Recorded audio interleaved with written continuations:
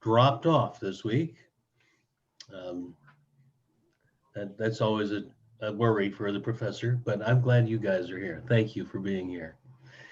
We're in the week of talking about uh, Methodism and Black Methodists, and focusing on that section of the Black religious experience, Black Christian history. And it goes, from early times when Methodists started evangelizing Africans all the way up until the current day. Um, and that it's just really important to have a sense of, there is this one general grouping of experiences that is unique to Black Christianity, and that's Black Methodism. So let's talk. Let me get a clue from you. Tell me about.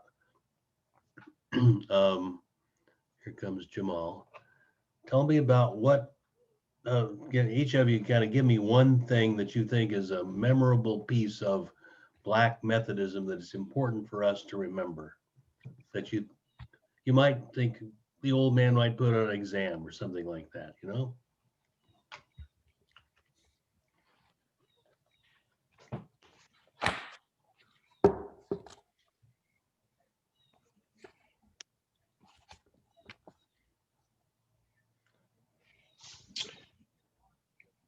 Well, in my rereading of the Pen and Pen, Mhm. I found one interesting fact of the development of written material for Yeah. literacy and educational value that was emphasized by the AME Church. Yeah. So they started making sure people know how to read, and then they started publishing books and Sunday school curriculum and all that kind of stuff, right? And why would that be important?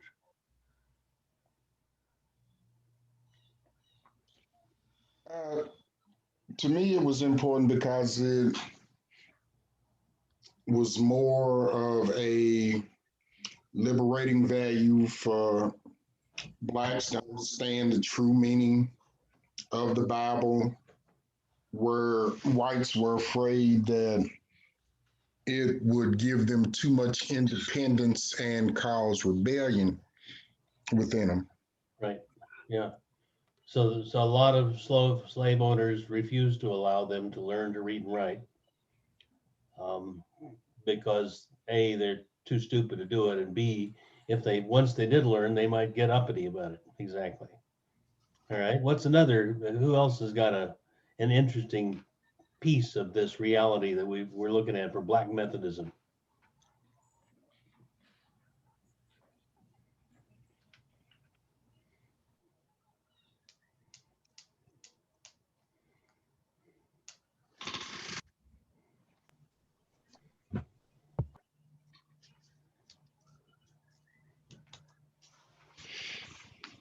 I can wait.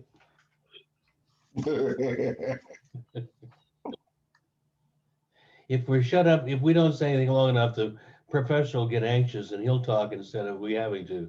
Not No, today. no.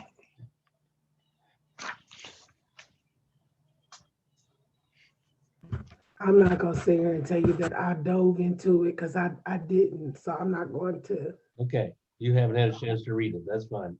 yeah, I'm not gonna tell you that I have because I haven't. That's I'm good. not gonna lie to you. All right.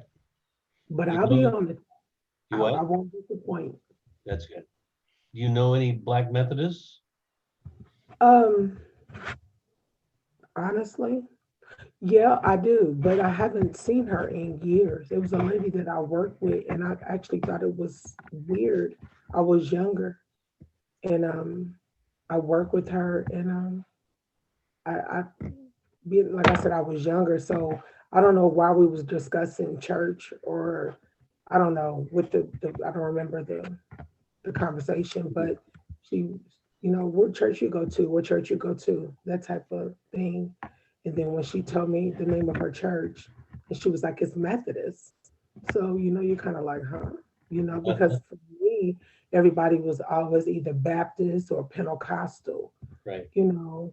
So I never actually met a Black Methodist. I always honestly thought that it was a white, a white church. That's where like I said, I was Yeah. younger, Yeah. but as I became older, and that's when I think it was my dad that broke down the AME to me and all that, what it actually meant. But yeah, I did. That's that's that's the more important piece of it. That it's not as common to be Methodist as to be Baptist or Pentecostal. Yeah, exactly right.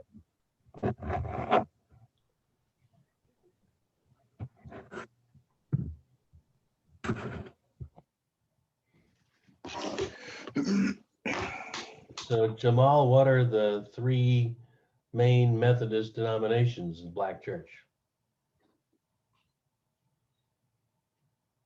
You're muted, Betty. Oh my goodness, I'm sorry. Okay. The three main denominations in Black. So we have AME is one, right? Right? And then we have I believe it's African. Well, no, that's AME. We have AME, and then we also have. I know the answer. Oh yeah. Bail him out, Lucretia. It's AME. Mhm. It's AME Zion. Yeah, Zion, yeah. And then it's CME. right. Thank you. Exactly. And what do the initials stand for in those names? Um, AME is African Methodist Episcopal. Okay. AMEZ is African Methodist Episcopal. Is it Zion? Right. Yes. Right. And then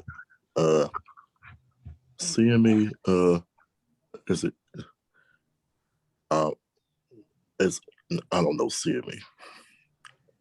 This is my first time hearing CME. Right. Yeah, I'm not that familiar with it either. Okay. Dr. Sawyer. Tell me, Walter. Originally, it was called the Colored Methodist Right. Episcopal Church, but later it was changed to the Christian Methodist Episcopal Church. Right. Right. All right. So, what part of the world, what part of America, did those start in? Africa. AME started was it in the north and was it in Yep. New Yeah, that was in Philadelphia. Philadelphia? Yeah, I'm sorry. That's all right. We're getting this. Where did AME Zion start?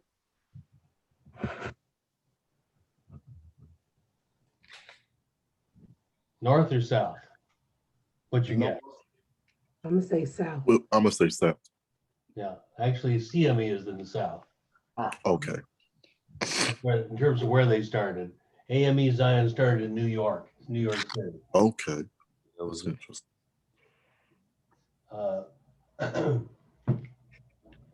And these two started, AME and AME Zion started earlier, much earlier, in the 1700s. Right after, let's see, there was a major historical event in the middle 1700s. Started about 1776 and finished up in, early 1780s. What did they call that thing? It's the Revolution. The Yeah. American Revolution. Yeah, No. the American That's Revolution or the War when for they- Independence, right? When they signed the Declaration of Independence, so like, yeah. Right. Yeah. Yeah.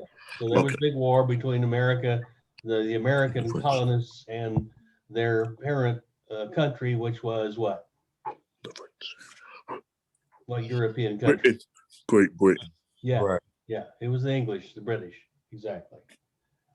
And so a whole lot of our traditions come from the English colonial experience, which is part of why we get to how we get to Methodist. When did the CME start? Walter, did you discover that?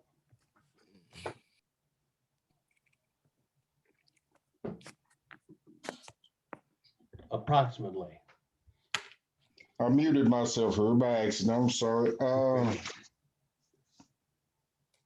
Because I was reading on it.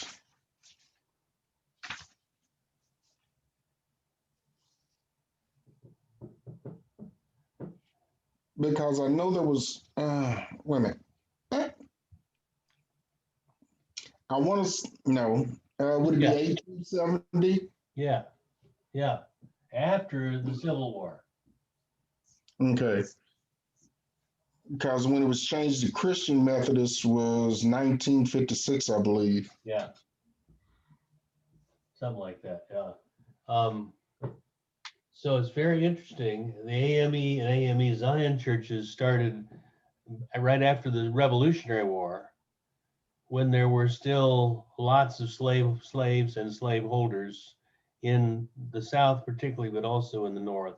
A lot of the folks in the North were freed slaves. But so why did so these folks were originally going to the white Methodist churches, right? Which is called the Methodist Episcopal Church.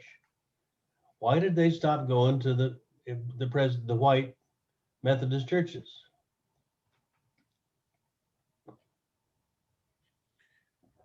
I'll give you a clue. It wasn't because they just wanted to be with their own kind, which was the explanation my parents gave me when I was a kid in small town in Illinois.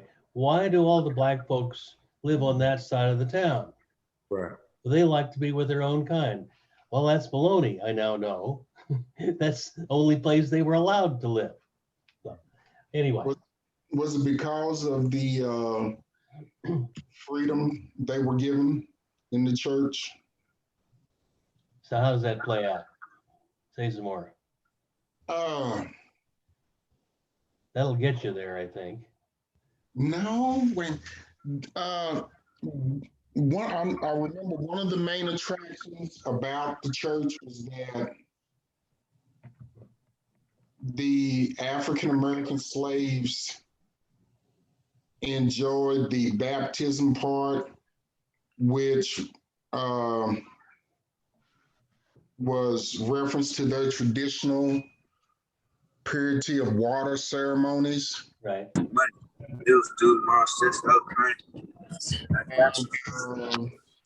So that's why they were attracted to the Methodist Church in the first place. Go to the gym.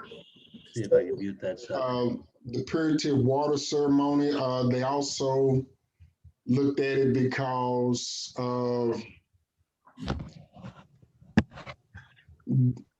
the freedom of how they were able to preach and right. the spirit of possession. So that's why they were attracted to the Methodist Church in the first place, the white Methodist Church. Right. Why did they leave the white Methodist Church is what I'm asking. Oh, and we discussed this last week. I believe we did. Members of the church were frustrated with how they were treated in the church, how they could only receive prayer and communion last.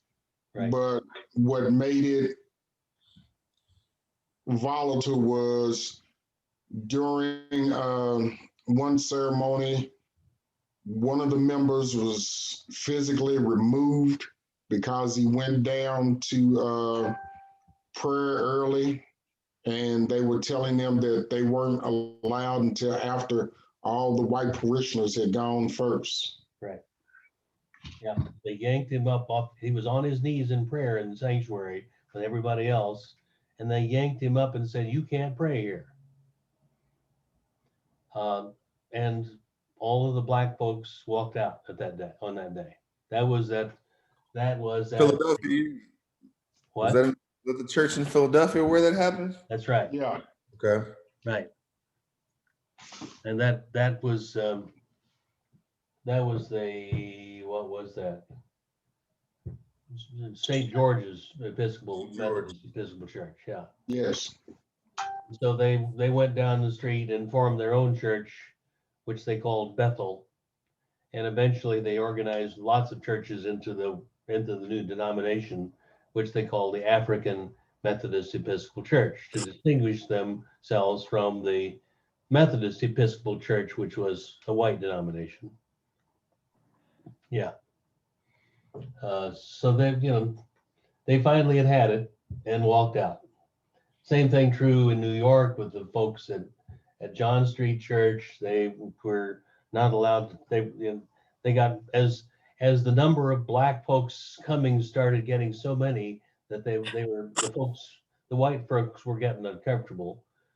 They started restricting where they could sit and what they could do, and they finally had it with that and they walked out. Who was the bishop of the white church at that point who encouraged the black folks to form their own churches? Is an important name in Methodist history, both black and white. Oh yeah, it was Hi Kim, glad to see you. Thank it's not Richard Allen. Who is it? He was one of the first pastor of that AME church in Philadelphia. Would it be Bishop Asbury? Yeah. Francis Asbury. I remember that because I spelled his name wrong on my paper. Yeah. I thought maybe that was spell check that got it wrong. Anyway, great. Richard Allen was the first pastor of the Philadelphia church. And he was ordained as the first black preacher in that church by Francis Asbury, first black elder. Right. So all of that happened in the late 1780s, 70s, and 80s, after the revolution, and then expanded from there. That was the North. Now in the South, black folks continued to be part of the white Methodist churches in the South until after the Civil War. And what was the period of time after the historical period of time after the Civil War, where black folks were given their freedom and they were encouraged to vote and participate in the civic life of America? What do we call that period? Segregation. Is that the Great Awakening? Nope. No. That was the revivals that are way earlier. No, that's not it. What is it, segregation? What is it? What's the question? I'm sorry, Dr. Sawyer. That's right. So before we get to the Jim Crow segregation, there was a period of 8 years after the Emancipation Proclamation that there was general proclamation of freedom for black folks and promise of economic equality and civil equality. Federal troops maintained that in the South. And so that period of time has a particular name. Starts with an R.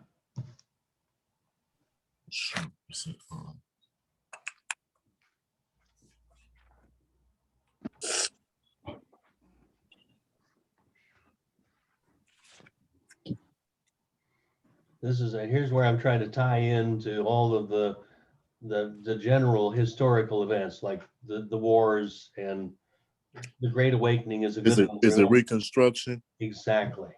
Okay. Reconstruction.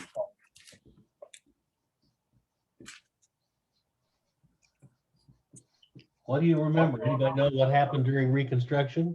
How was that?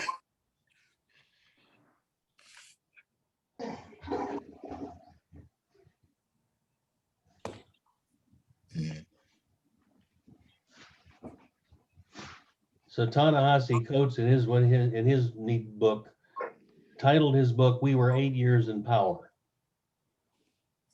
And black folks were given the right to vote, And in the South, there were more of them than there were white folks, and they elected black folks to Congress, and they elected black folks as mayors, and they elected black folks to city councils.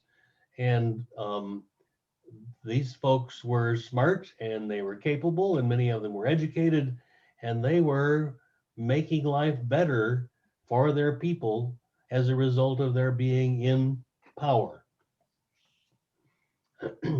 It was about the end of that period of time. And so there was the promise of a mule and 40 acres for every emancipated slave. And there was lots of promises made, and there were federal troops in the South to try to make that happen. And then that ended. And then is the period that you mentioned, Jamal, and that's we have a particular name for that next era called Jim Crow, right? Right.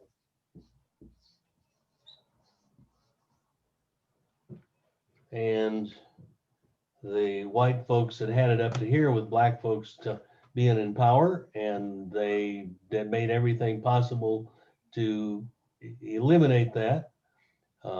They changed voting laws. They organized posses and vigilante groups to scare blacks away. That's when lynching started. That's when they made sure that people couldn't own their own land, so they had to sharecrop. They created a justice system where people could be picked up for just about anything and put in chain gangs and made to do the work that the former enslaved people did. That all happened about 1872-3, somewhere in there. And that period had lasted until the Civil Rights Act and the Civil Rights Movement of the 1950s, 60s, and 70s. So about 100 years of Reconstruction. I mean, of Jim Crow, right? Now, it's in that period of Next time. line again. I'm so sorry, doctor. Yes, ma'am. Ask the question again. Can you give that timeline of Jim Crow? It was from, I don't remember the exact dates, 1870s to 1950s and 60s. there. Okay. Thank you. Yeah. And here's where you as with historical perspective, I just want you to have a general sense. You don't have to know the exact dates. Kind of said about when did this happen and what happened before and after. Got So you. the civil rights movement, which we'll talk about later in the semester, happened after the Second World War, after the Korean War, and then society was changing as a result of all that kind of stuff. And more educated black people were saying, we got to stand up for our rights. Now, that came later to try to reverse Jim Crow, reverse the negative economic and civil rights positions that had been going on for a long time. And that had major impact on the churches as well. So it was during that, just at the time of changing into the Jim Crow time, that the Southern Methodist Church, and you don't need to necessarily remember this, but in the middle of the early 1830s, the Methodist Episcopal Church in America split into two, North and South. Other major white denominations also split into two. We now have an American Baptist Convention and a Southern Baptist Convention of the white folks, right? Mm-hmm. We had Southern and Northern Presbyterians, we had Southern and Northern Episcopalians, we had Southern and Northern Lutherans. And they, basically the question was, can you be a Christian and own slaves? And depending on how much of your economy depended on slaveholding and free labor in order to get you rich, your Christianity got nicely compromised by your economic realities. Right. So the South pulled out of those denominations. So the Southern Methodist Church realized that they had a lot of black folks who wanted to be Methodists. It was getting less and less comfortable to have churches full of white and black folks. They just soon not. So they said, let's make it possible for our black Methodist sisters and brothers to have their own churches. So they set up, in effect, the possibility for the Christian, what the colored Methodist Episcopal Church to start around the 1870s.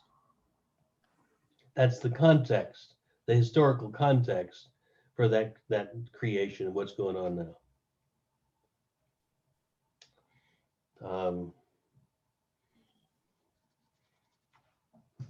So yeah, remember CME started in the South, and in that. Oh, also the other reason for creating the white Southern Methodists creating the separate black churches is that the AME and AME Zion churches were sending missionaries into the South to try to attract black folks to become parts of those denominations. And that's competition for the South white Methodists, and they're trying to create their own basically market zone for their own denomination. The CME Church was very carefully supported by the white Southern Methodists. They got financial support and encouragement, but we were allowed to be completely separate. And they created their own church with their own rules. What else do we know about the CME? Anything else pop up from your experience or your reading in pen and pen?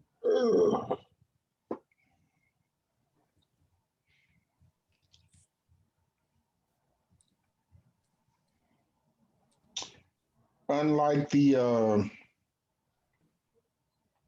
AME Zion, their idea of women in the pulpit reflected almost exactly with the AME church Hmm. when it came to women in the pulpit.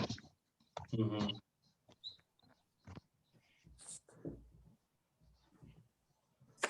Yep. It is very interesting. Penn and Pim make a big point of when the black churches got established, the patriarchy, male dominance took over, and the men said, no, women are not supposed, they read the Bible literally and said women are not supposed to preach or teach. They're supposed to stay silent in church. That's one of those places where you take you find this is my personal, not about me alone, but my personal view is you take the passages of the Bible that support your prejudice. Mhm. And you flip it. I like that. So that's what Jesus says. So that's what we have to do. I mean, that's happened everywhere. The Everywhere. Yeah. That's, Pope getting slaves in Portugal, everything is that personal interpretation, because you often wonder exactly where does that read? And, you Yeah. find it, well, this version of the Bible said it, well, this version, but, Yeah.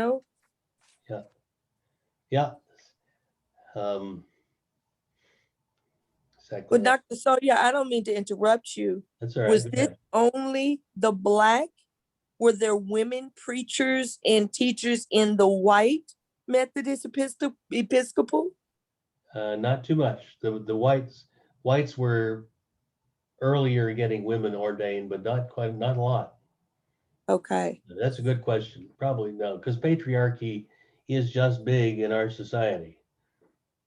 Male dominance, carefully guarded and protected. The Southern Baptists are still very clear that women can't preach, women can't teach a man. Women can teach women, you just can't teach men. They can't serve on the boards, etc., because they're literal interpretation of the Bible. So you're right. That's just there. Wow. And when we get to talking about civil rights and liberation theology, we'll start to see that it gets harder and harder to separate out one group of people's rights from anybody else's. Yeah. Hmm. And so we'll talk about that. Remember, hang on to that one. But at this point, yeah, women were slow to get any, but women were doing so much of the work and supporting the church, and as is still often the case. That's a good point. Because the author in Pen and Pen was saying that, according to the AME Zion, that they could no longer look away from a majority of the work and the growth of how many women there were in the church. Mhm. Mm-hmm. Yeah. That that women were really becoming the main focus in the church and guiding it. So if you look at the timelines, it's 3 different timelines in the Pen and Pen chapter on Methodism. Each one of them gives a time when they started ordaining women, and they name the woman who was ordained at that period time. So you can begin to see how and when that started to happen. AME, AMSE, and Zion, and the CME. Exactly right. Another thing I found interesting as I went back through this was the dissension that started being in the church. The AME and the AME Zion against the CME. Mm-hmm. Tell me about that. I don't know about it. On page 56, Oh, and I should know about it. It's there. on page 56 in Pen and Pen, I'll read what's here. It says the denominations connected to the Methodist Episcopal Church in the South had that the CME had more benefits than the rest of the churches. And basically, both the AME and AME Zion ministries embarked on trying to exercise and attempt to take over the CME church Oh, one yeah. That's what because they felt that the church was too closely related to slavery, Mm-hmm. its financial backings. That's a paragraph I didn't remember having read, but there it is. Yeah. It's the first paragraph. And then and so there was this almost a liberation movement at that point, saying, you really want to continue to be a part of a church that's supported by your white former slaveholders. Yeah, I can see that. Makes sense. but it's almost like hating, if we call it the modern day, because AME and AME Zion were kind of ousted. They didn't get the hey, we wish you well. They were like, it's too many of y'all got to go. Right. Whereas, like you said, the CME, they were like, well, we want to help you. Let's get you a building. Let's get you financially situated. So the North, as you say, the missionaries came down to try to gain followers, but CME, like you said, they were really kind of being supported. So of course the North is going to say, well, it's like slavery, because they came from free states. Yeah. So is that actually true if they're following the same doctrine? It seems like the other one is just saying, oh, the white man's still helping y'all and the white man put us out. Is Well, that kind of no? If you read to the chapters leading up to 56, Uh-huh. the South was willing to do this because their basic ideology of it was, well, you need to be with your own kind. Yeah. We're willing to give you this if you just go away. Yes. Right. Get in your place. Yeah. So, I can look at the jealousy and animosity in it, but Because you know, AME didn't get any help. It was just y'all too many. Y'all sitting in the back balcony. Y'all got to figure this out. Yeah. Well, that of course, this is 100 years later, of course, not the same people, but that's a remnant in that. And competition, Christians are not immune from jealousy and competition. I've noticed this. We African, y'all colored. That mindset. Yeah. Maybe. And the culture of America, the colonial culture of America is you got to win no matter what. So if you go down there and think you got a missionary enterprise to get more black folks into your church, then you feel like you're winning if you could take over some other churches. That's a little colonial leftover as well. Mm. Yeah, that's a good point. Thank you. but I felt by reading that you could look at the two sides of the coin, Yeah, Mm-hmm. because one, they looked at you as aggravators coming from the north, Mm-hmm. and they didn't want you there. But on the other hand, you look at it as the whites in the South saying, okay, I don't want you to take over my church. We're going to give you something. Mm-hmm. We want you to have it, just Mm-hmm. to keep our own. We feel it's best that we give you this. Mm-hmm. that's the white's perspective, right? So So, what is it? What would be the perspective of the members of the CME Church at this point? They probably can understand that their northern counterparts are saying, wait a minute, you're compromising yourself with these former slaveholders.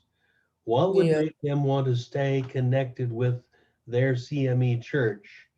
What would be going on in their minds about that? That's an important historical question I hadn't thought about till just now. Wouldn't it be the financial stability? Yeah, say some more. Well, you number one, you still are around these people. You don't want to make issues as far as still, challenging them. They still Yeah. white folks Yeah. and you still black folks. And you don't want any type of circumstances. So not to say, but to say, you're going to take the 40 acres and a mule and make good of it. Yeah. Who are these AMZ people to come up from the north and come down here and ridicule? Because normally from the north, that was the help. When the Northern Army came, it helped us in the South. Right. Anything coming from the north is helping us. And now you come down here and you really ridiculing us. Yeah. what could we also look at it as? Probably once this freedom was given to these blacks in the South to have their own church, they began to form an attitude that when the AME and AME Zion came to the South, that they began to take on the attitude of their former slave owners, that these people were agitators. Could be. Mm. Yeah. And there's also, here's a question, because I don't know that from the inside, because as a white person, but is there a reality in the South for black folks that this isn't ideal? There's a whole lot that we don't like about our situation, but it's what we got now. We have just enough of our freedoms. We've got our lives. We have our church. We're getting supported. It's it is the compromise we've made in order to make our lives the way it is now. Don't rock the boat.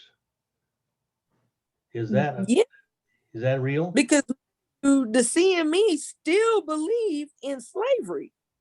Y'all making us money. Christ said love you, but y'all still, so when they still had the part, it was in their mindset that the mindset of the slave owner. Mhm. I'm still superior to Black people, like you said. I'm sure even though it wasn't Jim Crow, they were still lynching people. They were Yeah. still, Right. coming. So it's like, who y'all Northerners, don't disturb this. We good. Right. Yeah. And that's current day.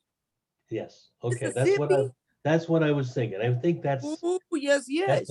a relatively prominent mentality among a lot of folks. You at the sundown, you stay on that side of the railroad track. Yeah. Don't, yes, to this day, they believe mess in with it. Christ, but Yeah. yeah, smaller towns.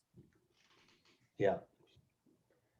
But adding to what you said, we also look at it as that they were looking at what was best for their community. Yeah. Yeah. That's the piece of it. Yeah. You It is you- relatively peaceful now. We have the lives we have, and it could be a lot worse if we start raising trouble. Mm-hmm. And so But why did white Methodists run the AME out? why didn't they? Yeah, I don't it's know. like giving these Negroes, they happy, y'all going back up north. There may have been. I don't know. That's a good piece. You can make a doctoral research out of that someday. No. Miss Kim, your slave voice is killing me. This what? Miss Kim and her slave voice is killing me. No, right. Nah, y'all did. Seriously. Because even in these conventions today, you still have this, well, we from the North, like you said, the North Conference, the Southern Conference. Yeah. It is still, once again, the division of Black people through religion. We better. Y'all down there weak. We got stronger ministers. Y'all down there. It's like, what? Yeah. Interesting. Well, we'll look for that again next week when we're talking about the Baptists. Oh, Lord. Yeah. So now there's any other questions about the three main Methodist groupings and that history? Before I want to move to another piece of Methodism that I want you to be aware of. Didn't CME finally drop CME or C and go to AME? No. Didn't they start calling themselves colored? They stopped calling themselves colored and started calling it Christian. Oh, okay. They weren't leaving at C. Yeah, they kept the C, but they just changed it from colored to Christian, and that happened actually in the 1930s. And the speaker the other night said that there was a lot of debate, and it was a pretty close vote whether we dropped the C or not. Yeah. So Christian it is. Lord. Yeah. So another element of Methodism that Pin and Pin don't talk about, and that is how do the Methodist churches organize themselves? And this is unique to Methodism, and we'll see how this ties back into the history from the Reformation and all the way back. What does the word Episcopal mean in its root? Somebody look that word up and see what it means.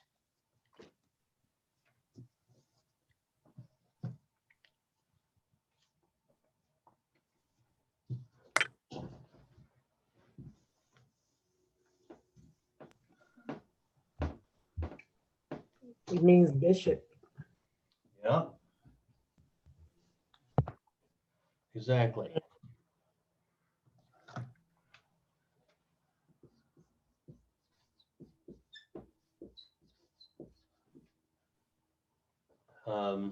Did anybody find the derivation of that word from the Greek? I think it's under bishop though. I'll just quick tell you. Epi means over, or before.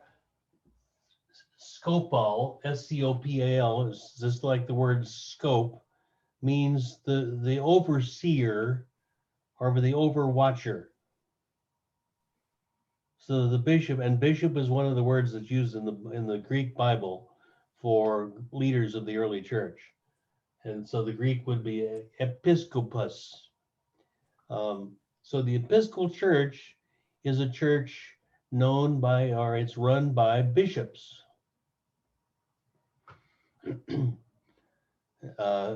so what we have here, and this is this, I'm giving you my little chart for those of you who can see the screens, and I'll also post it so you can see it later. This is a chart of with the way that I think this is mainly the AME church, but all three Methodist groups are pretty much organized this way. They have bishops, and I'm sorry, and what we understand by structure or governance is about decisions. How are they made, and who can make them? Every human organization, this is my anthropological overall thinking organizationally, every human organization has organized itself so that it's clear who can make decisions and what decisions they can make. All right. And then churches have organized themselves in just the same way. So here's how the Methodist churches is organized. The white Methodist churches are organized this way as well. And in fact, the Black Methodist churches have adopted and adapted the rules, the constitution of the white Methodist Episcopal Church. They just brought it in, changed the language, and made sure it's clear about that this is our church and not their church. Nonetheless, it's pretty much the same rules. So there is a general conference, the gathering of representatives from all over the church. That conference elects people to be bishops. And these people are the highest, I'm looking here, these people are the highest deciders in the church. So there are a number of regions divided. They divide the church into general regions, 2 or 3 or 4 states together, and they appoint a bishop to be the decision maker for everything that goes on in that region. And then the bishop appoints, and the people are ordained to the bishopric, appoints presiding elders. That's the orange group next here. And each of those people presides over a district. And so they divide those regions into smaller geographical areas. And so a subordinate middle manager is in charge of those. The bishop and the presiding elders appoints the ministers for 2 particular congregations. And in the Methodist churches, the ordained ministers who have the seniority to be a pastor of a church are called elders. All right. And so if you have the Asbury African Methodist Episcopal Church somewhere in some little town or a city, the bishop and the presiding elder appoints a pastor to that church for a 1-year term. And they can renew that as often as they want to. And then they will move that elder pastor to another church. and appoint a different pastor to be part of that church. The members of those congregations, so the little oblong things down here at the bottom are the congregations themselves. So each congregation gets a pastor and elder.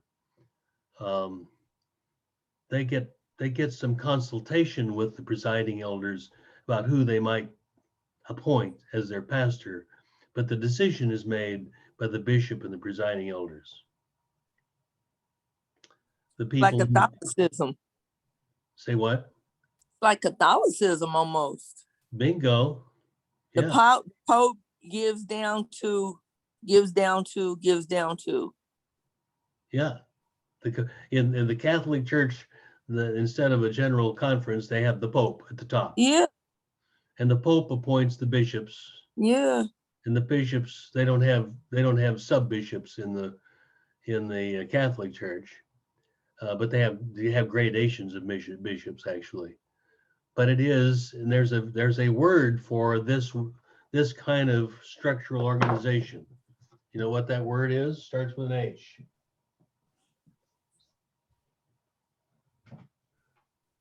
I don't want to get put out of class and taken to the principal's office, so I'll be quiet. Since when did you get chicken about those things? No, because it's my humorous side, and it's not time to be humor. Okay, all right. I'm sorry, Dr. Sawyer. So I want to ask a question. So the little orange dots are the elders, right? Correct. Okay, I just wanted to make sure I was saying No, yeah, thank you. I didn't say that specifically. Yeah.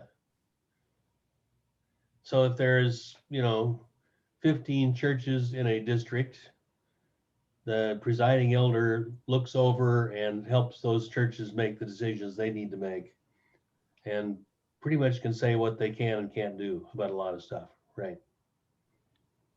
And the pastors and the elders have a whole lot more power than a lot of churches, and probably than in some Baptist churches as well, because they are appointed from above.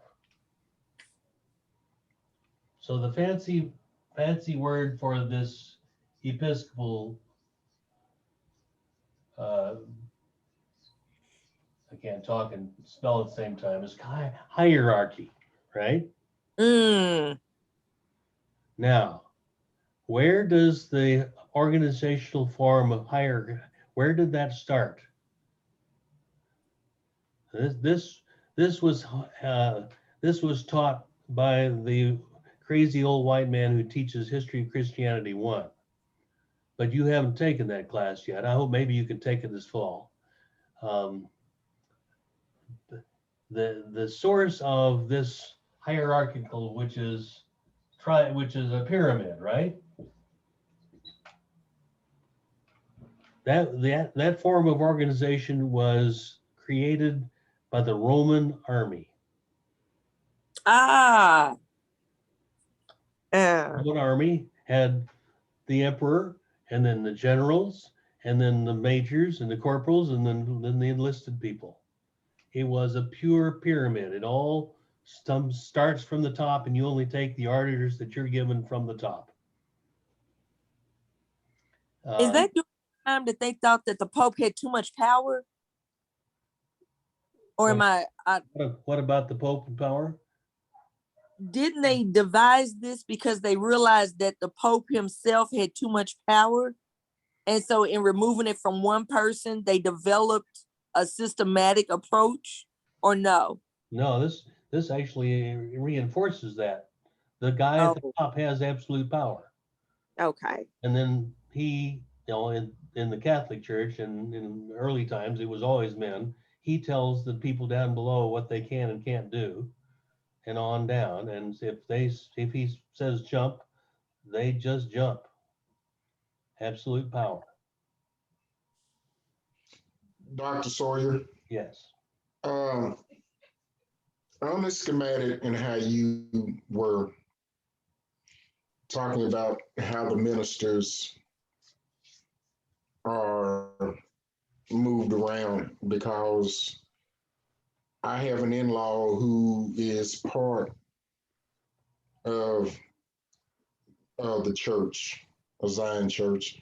Okay. And I often wondered, what is the purpose of after a year or 2 years of moving these ministers around? Mm, Because I had talked to many people, and they may find a minister that they enjoy a great deal, mhm, and then after a year or two he's gone somewhere else, and they bring in somebody who really does not make the church feel enthusiastic or mm, forward. Uh, Yeah. I'm kind of puzzled by that, because I've heard it before, about, we wish so and so was still here, but they done took him to another state and they brought this mhm, person in, Right. and Right. don't feel I am properly being fed by his message. mhm. And they endure, they go through this, what can be said as a merry-go-round, or Right. Mhm, chess puzzles being moved. Yeah. mhm. So you want me to tell you what I think that's about? Is that Yes, what you're sir. asking? Yes, It sir. it is about the whole being more important than the sub parts. Hmm. Mm, That's how hierarchies work.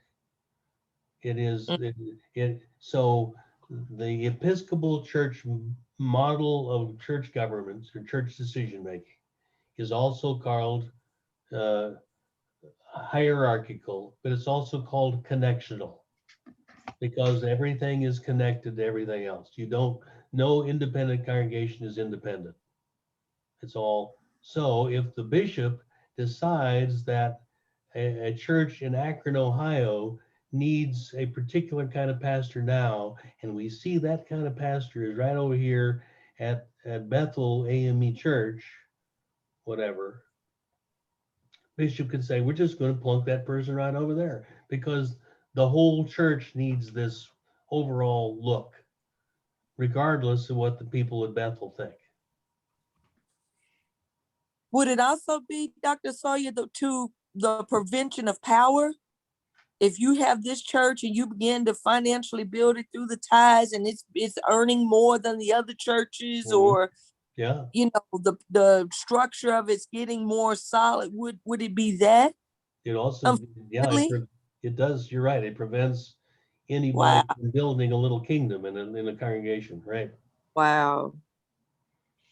Mm, mm, mm. They also After move, class, you're gonna have me talking to squirrels in the park. I'm not gonna man, Stay because away from you. Stay away from U of L, then. because when you begin to look at religions, it's like, wow, Right. Yeah. okay, now, wow. yeah, so this, you get your head around this, because this is the way Episcopal churches are organized, Catholic churches are organized, Yeah. and the Methodist churches are organized, and to some degree, Wow. the Pentecostal churches are organized this way. It is a straight Wow. historical line. Now, remember, I keep talking about how do you see how things are connected?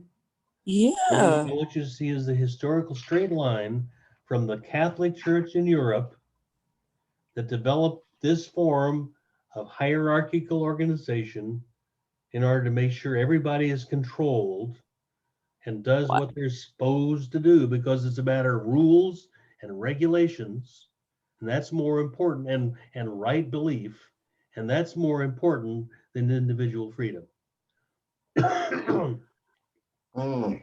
In the government, remember we talked about this guy by the name of Charlemagne. Yeah. Remember old Charlemagne? He was a Yeah. Catholic boy. He took over as the new Holy Roman Emperor, and he used the hierarchical form of his army and his government to ensure that everybody would become good Catholics by violence if necessary. So now, okay, so how come the Methodists have an Episcopal form of church government? Go back and think about the history we've gone through from the Reformation. We mentioned this on Monday. We mentioned the connection anyway in Monday. Trace it back.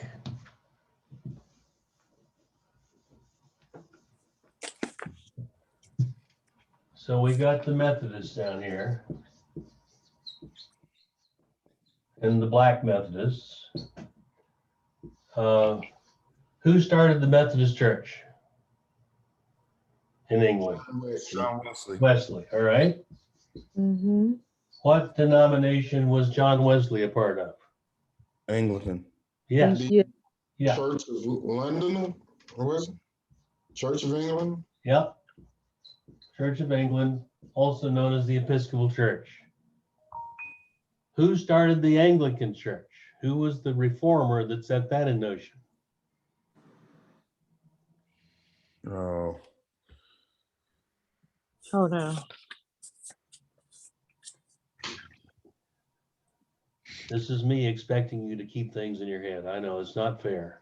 No, we got that somewhere. I'm glad I write a lot. Man. You knew this. You knew this for the midterm. Yeah. Look.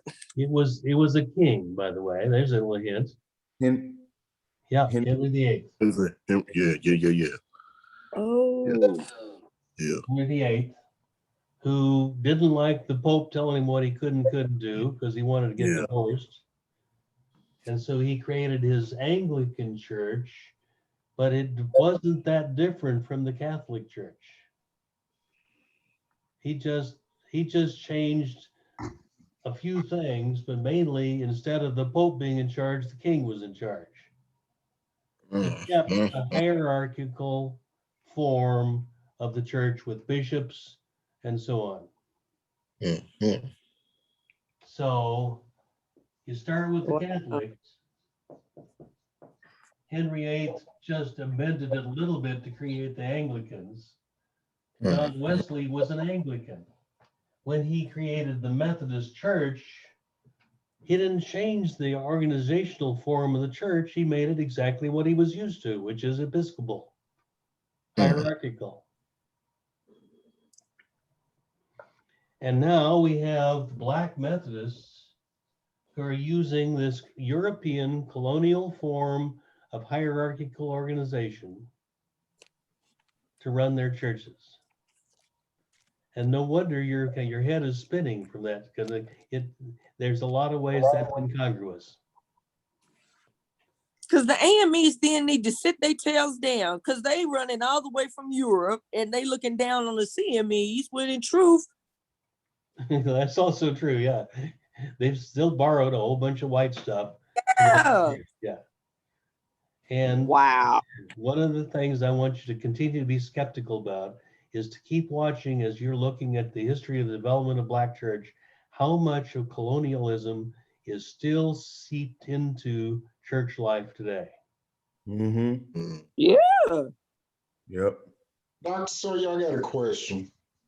Good. When you brought that up, would the financial problems that affected the AME and the AME Zion Church and not the CME, can it be pinpointed to where they stood by the doctrine of the original Episcopal Church when it began?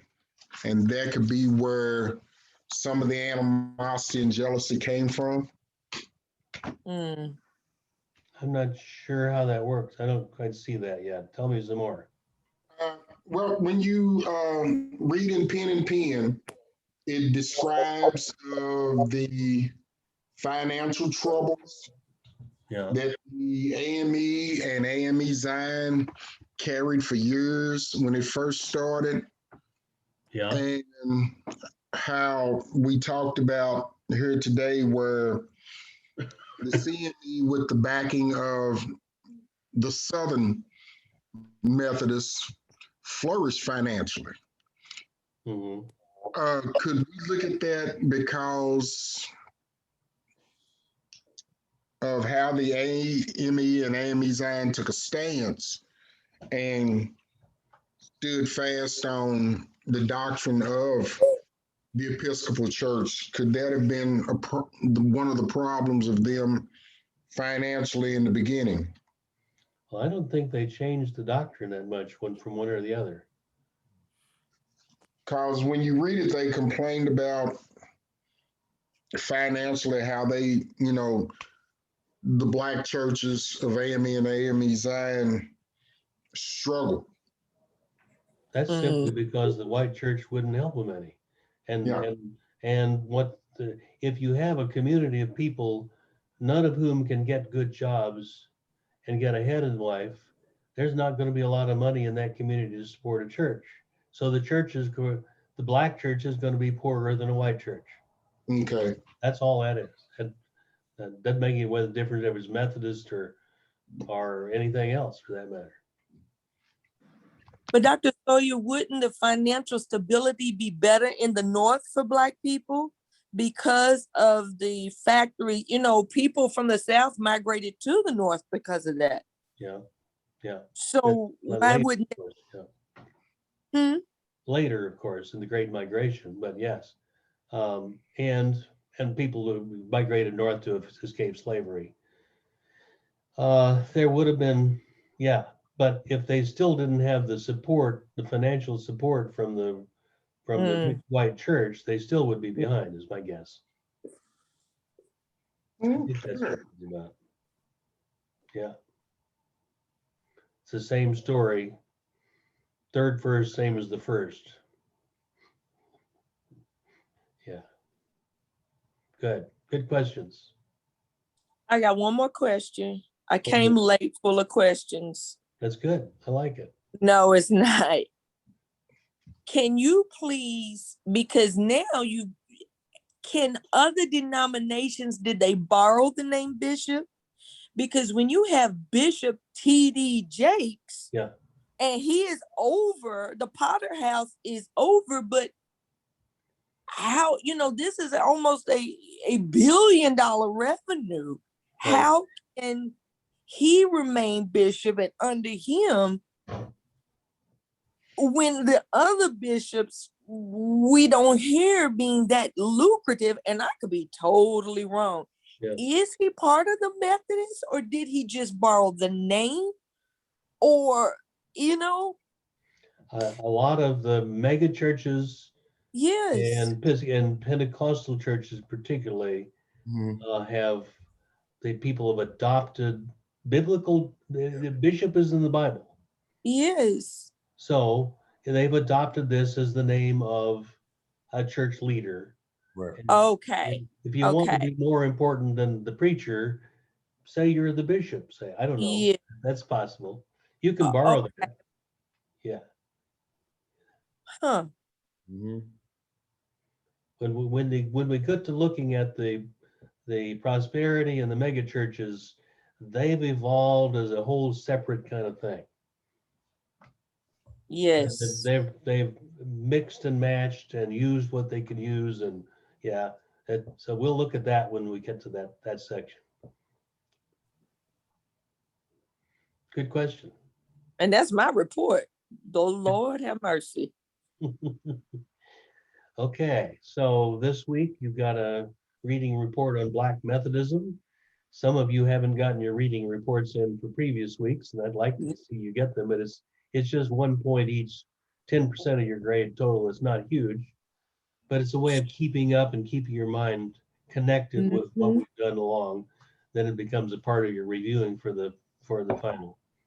You got a question? I do. Did we have one due last Friday? Yes, sir. Okay. What was that one? It would have been the Christianization of the enslaved Africans before the formation of the denominations. So from the introduction of pin and pin. And you can see that when you go to remember, you can go to the module under Canvas, and each module of each week has very clearly what the assignments are, what what papers do, what the questions are due for the papers, all right there. Okay. Okay, so And I if you missed. don't know, you can always ask me again. That's fine. Okay, cause I missed the paper.